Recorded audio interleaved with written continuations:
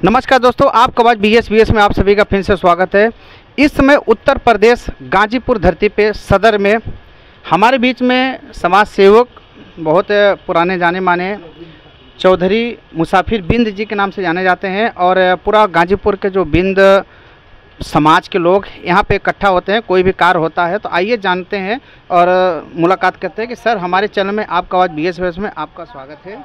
सर्वप्रथम आप जो भदोही से चलकर लौरी काशी गाजीपुर आए हैं, अपने तरफ से और गाजीपुर के वासियों से बिंद जात की तरफ से आपका हार्दिक अभिनंदन स्वागत बंदन करता हूं। और मैं अपना परिचय, मैं सुखलाल चौधरी का पोता, पिता शिवचंद, माता दसौती का पुत्र चौधरी मुसाफिर बिंद हूं। ग्राम पोस्ट हुसैनपुर, जिला गाजीपुर का रहने वाला हूं। हमारा हुसैनपुर ग्राम आज़ादी के सर्वप्रथम MLA पैदा किए और पौहारी बाबा का आश्रम है, गंगा के नदी के किनारे है। हाँ, आज़ादी की लड़ाई में हमारे गांव में बहुत ही स्वतंत्रता सेनानी लड़ाई को लड़े, यही मेरा परिचय है। देखा जाता है यहाँ पे आप बिंद और केवट के नाम से जो है देखा जा रहा है कि बिंद केवट के नाम से यहाँ पे पोस्टर लगा, क्योंकि कोर्ट कचहरी में और बड़ी गर्व की बात होता है, कहीं भी जाते हैं तो हर समाज के लोग रहते हैं, पर यहाँ पे देखा जा रहा है कि बहुत जाड़े अक्षर में जो है, मोटे अक्षर में बिंद केवट के लिखा। उसका उद्देश्य क्या है लोगों में, जो जिस तरह से आपके जुनून बिंद केवट लिखा हुआ है, तो थोड़ा दो शब्द हमारे चैनल को बताइए। भारत में बिंद संस्कृत बड़ी ऊँची संस्कृत है, लेकिन कुछ चालाक लोगों द्वारा और बिंद जात के लोग आय के स्रोत से दूर हट गए। आज़ादी के बाद जितना और लोगों का तरक्की हुआ, बिंद जात के लोग की तरक्की नहीं हुई, इसलिए बिंद जात के लोग हीन भावना से ग्रसित हो गए, कहीं बिंद जात बताने में कतराने लगे।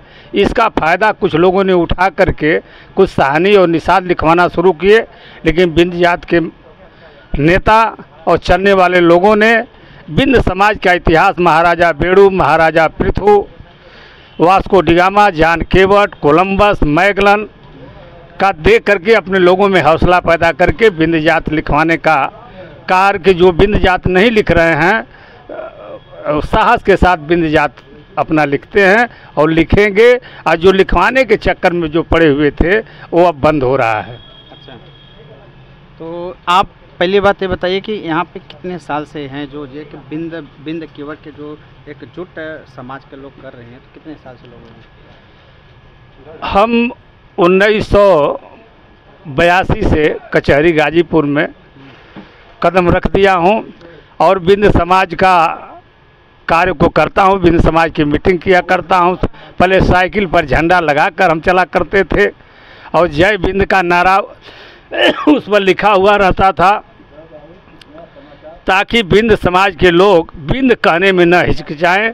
कुछ चालाक लोगों ने बिंद जात की टाइटल मिटाने के लिए मीटिंग करके निषाद शब्द लिखवाना शुरू करते रहे। उसका हम लोग पुरजोर विरोध करते रहे कि बिंद जात लिखो, बिंद एक संस्कृति है, बड़ा ऊंचा इतिहास है। जिस तरह से आप बता रहे हैं कि 45 साल से आप एक बिंद का नाम से नारा लगा रहे हैं, तो इन्हीं सबसे पहले बिंद केवट ही लोग ज़्यादा जानते थे। बिंद केवट की यही पहचान रही कि बिंद जात की महिला, केवट जात की महिला नाक को नहीं छेदाती रही, नाक को नहीं छेदाती रही।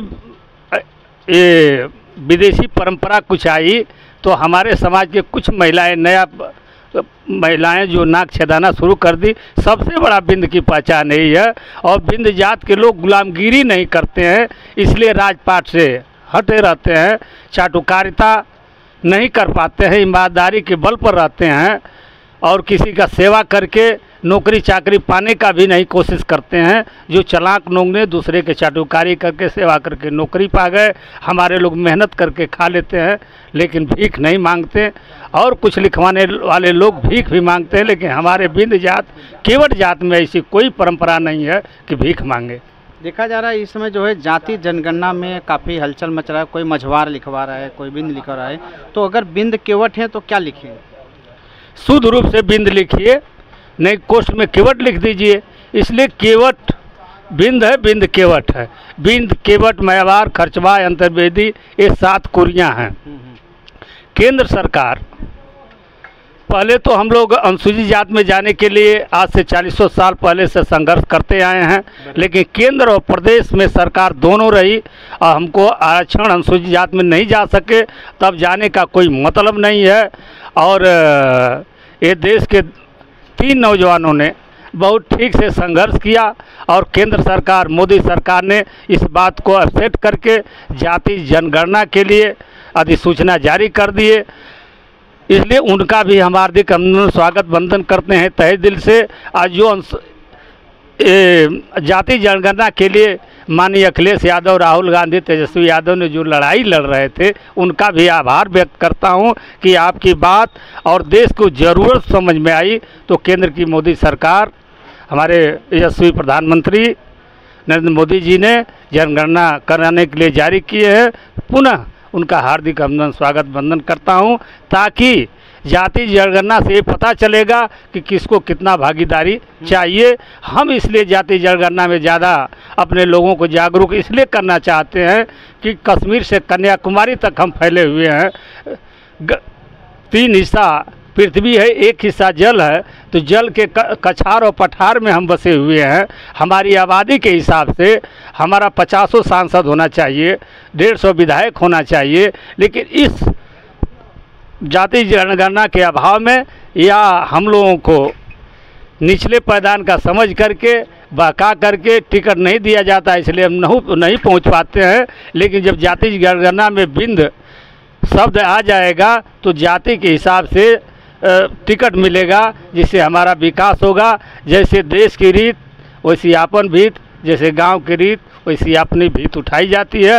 अगर देश में जाति के आधार पर टिकट मिलता है, उसकी जनसंख्या देकर मिलता है, तो हम बिंद जात को भी जाति जनगणना ठीक ढंग से हो जाएगी तो टिकट का बंटवारा ठीक होगा, तो हम केंद्र में और प्रदेश में भारी संख्या में पहुंचेंगे, तो अपनी बात स्वेच्छा से वहाँ रखेंगे, अपनी जन समस्याओं को रखेंगे। चलिए, समय देने के लिए बहुत बहुत धन्यवाद आपको।